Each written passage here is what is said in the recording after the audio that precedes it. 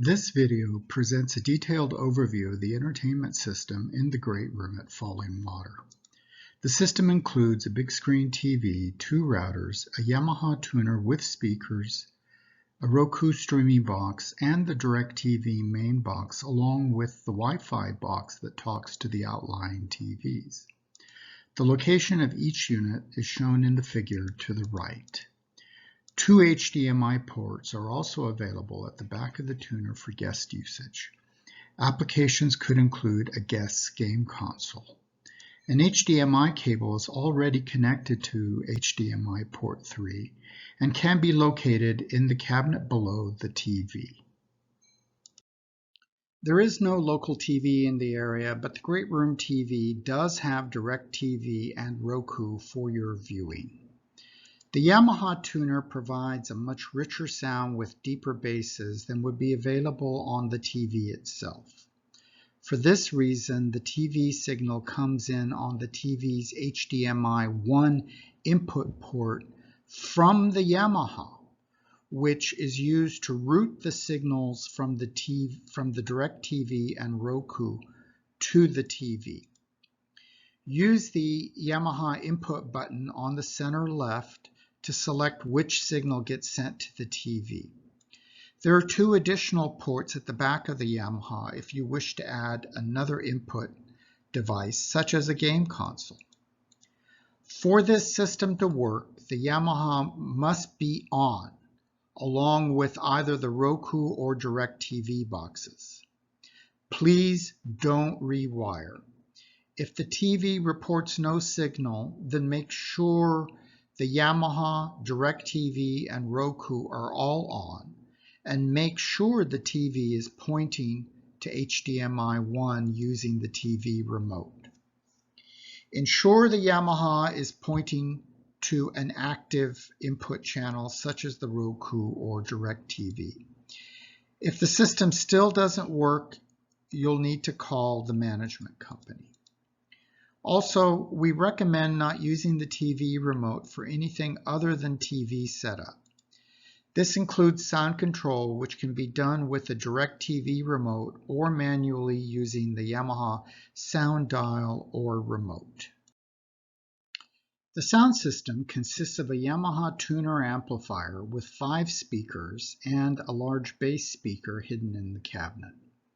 The unit has 4 HDMI inputs that are routed to the TV using a single cable. Currently, port 1 is for the DirecTV and port 2 is for the Roku. 3 and 4 are available for guest use for any equipment that you might bring along during your stay. The tuner also has an AM/FM radio and an aux port on the front to input sound from your device using your cable. It also has Bluetooth connectivity, which allows you to connect a Bluetooth-capable device, such as a smartphone or tablet, to the sound system. All these functions, along with the TV HDMI input ports, are selected using the Input Select buttons on the mid-left of the right panel. DirecTV and Roku selections should display on the front if picked. For Bluetooth, cycle through the picks until Bluetooth is displayed. You should see a pairing display for Bluetooth as well as the Bluetooth logo, which indicates you should now set your device into pairing mode. Not all devices appear to pair well with the Yamaha, so it may not work. Note that since the Yamaha supplies the sound, you'll still get sound out of the system even if the TV is off. To shut everything down, either turn the Yamaha off or turn off the DirecTV and Roku boxes.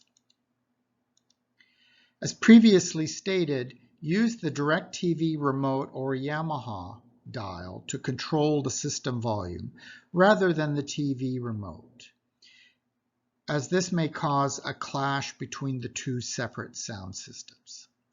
Finally, The Yamaha sound can get really loud. Please respect our neighbors by not setting the system to really high volumes. The available bandwidth at our location is 10 megabits per second, which is an internet connection from our ISP Windstream. This should be sufficient to stream 2 to 3 channels concurrently and do some light surfing on multiple devices. However, bandwidth may be reduced during peak demand hours such as the early evening.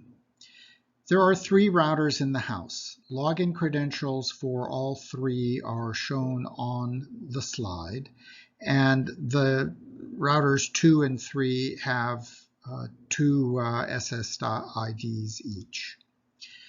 The first is a router modem provided by the ISP as the main system connect. It's located to the TV right. The second router is a dual band ASIS unit with 3 large antennas. It has 2 SSIDs, Alto Prado 1 and Alto Prado 1_5G. It is located directly under the TV. This router provides the best overall connectivity and it's the preferred unit for guest use. A strong Wi-Fi signal is available throughout the house, but it does degrade in going to the game room. A third router is located in the game room window to boost the ASIS router number 2 signal, which otherwise would have very poor service in the game room. Router 3 is fed from router 2, which in turn is fed from router 1. This means problems flow from 1 to 2 and then from 2 to 3. If you're having issues with the system, try cycling the power on the unit furthest upstream. This usually means routers 1 and 2 in the house. If the problems are still not resolved, try connecting to router 1, the main unit. If there's still no success in getting a signal, then the problem is likely with the ISP, and you may need to wait for them to resolve the problem. When functioning correctly, router 1 should display 2 solid green lights on the front panel. If the lights are flashing regularly or if the lights are yellow, then this indicates ISP issues.